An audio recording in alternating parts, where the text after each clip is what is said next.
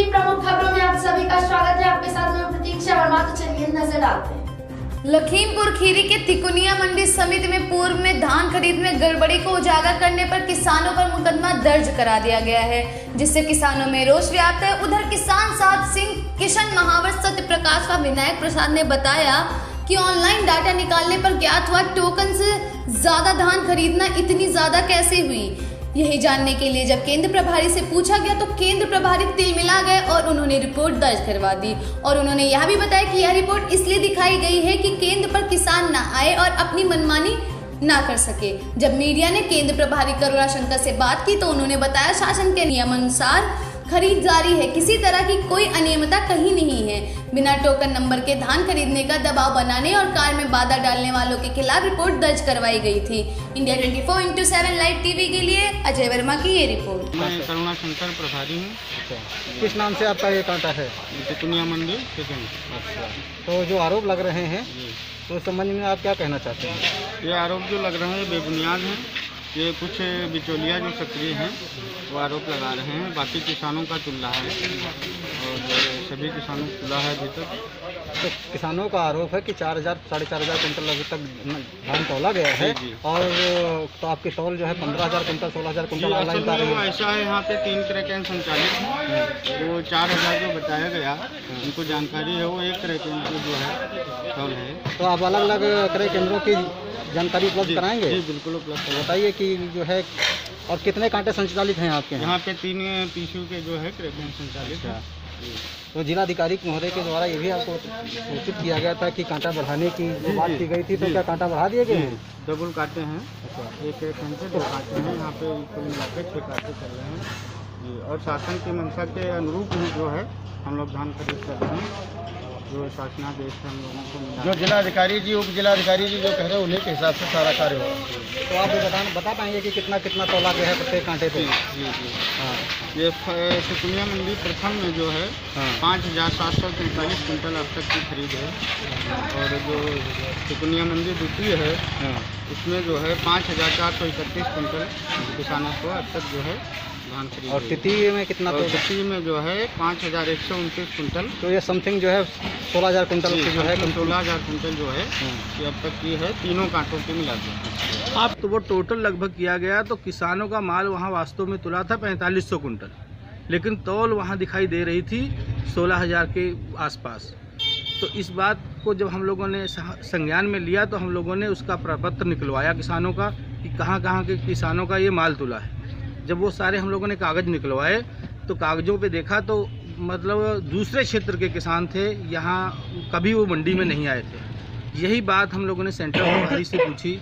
पहले वहाँ पे जो हम लोगों के किसानों के प्रतिनिधि हैं श्रीवास्तव जी, ये बात उनसे पूछी गई कि ये मतलब ये किसान जो है ये कभी मंडी में आए नहीं हैं और 23 लोगों का ही अभी तक मतलब जो तौल हुआ है और ये इतना तौल चढ़ चुका है, तो ये बीज के ये कहाँ से तौल हो गई। तो श्री वास्तव जी भी इस बात को लेके बहुत एकदम अचंभव में आ गए कि वास्तव में यहाँ पर ये तो किसान कभी आए नहीं, तौल कैसे चढ़ गई।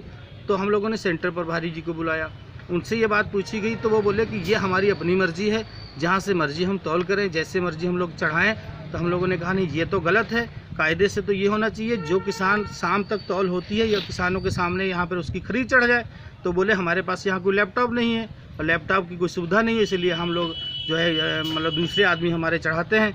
तो हम लोगों ने कहा ये तो गलत है। फिर कुछ किसान ऐसे हैं जिनका तौल भी हो गई, अभी तक उनकी ऑनलाइन खरीद भी नहीं हुई है। चलिए, जब ये चीज़ सेंटर प्रभारी जी से हम लोगों ने पूछा तो उन लोगों ने इस पर आपत्ति जताई कि आप लोगों ने हम लोगों के कैसे प्रपत्र ये निकाले।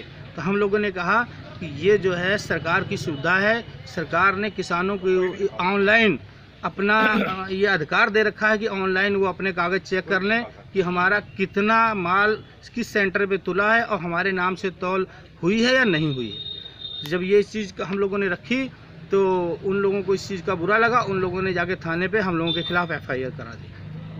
मेरा तो यही कहना था कि जब मैं वहाँ गया हूँ तो वहाँ पर इन लोगों ने हम लोगों से अभद्रता की, पहली बात तो।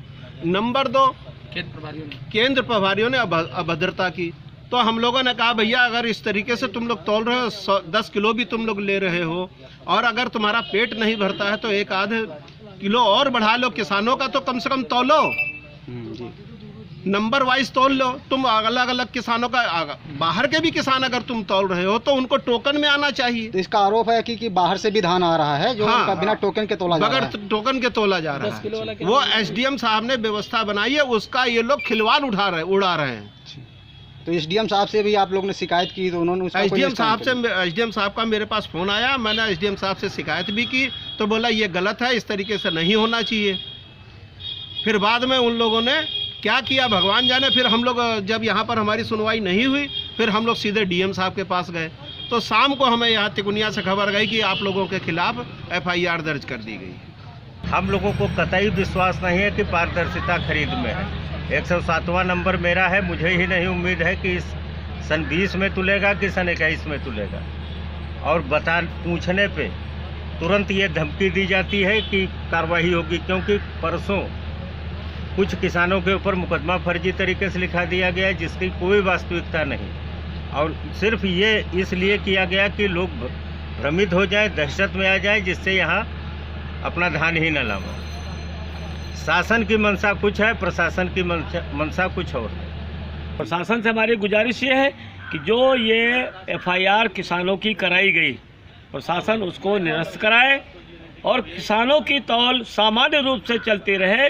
तो उसका कोई तरीका, उसका कोई पैटर्न ऐसा प्रशासन बनाए कि जो किसान टोकन बुक में दर्ज हैं पहले उनका तौल हो, विधि अनुकूल उनका तौल हो जाए और उनके पेपर भी दाखिल हो। इस समय एक एक किसान जो 593 की सूची में जो किसान बैठे हैं उन्होंने 1 कुंटल भी धान कहीं मार्केट में नहीं बेचा है और किसान परेशान है कि हम डीजल कहाँ से लाएं, हम खाद कहाँ से लाएं, हमारी जुताई कैसे हो, हमारी बुआई कैसे हो, हमारे घर का परिवार का बच्चों की पढ़ाई का खर्चा कैसे चले।